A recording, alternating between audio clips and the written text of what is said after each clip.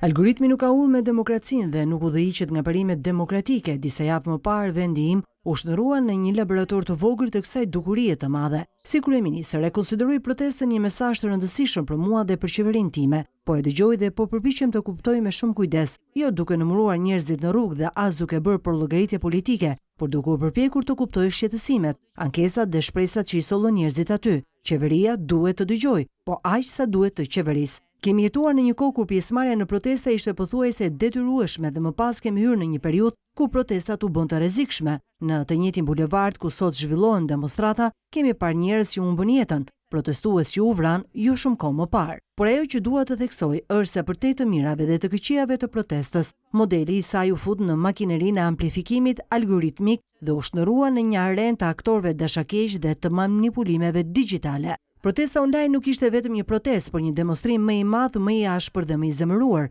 Shumë njerëz që nuk ishin përjetuar drejt për drejt atë që po ndodhte në Shqipëri, nuk pan demonstratat reale, por interpretimin algoritmik të tyre. Realiteti digjital u bë më ndikues se sa vetë realiteti. Komenti im i fundit është se demokracitë po e dëmtojnë veten nga frika për të ndërmarrë veprime. Edhe demokracitë më të mëdha të botës ende nuk kanë gjetur mënyrën e duhur për të bërë dallimin midis lirisë së shprehjes dhe shpërndarjes algoritmike të informacionit.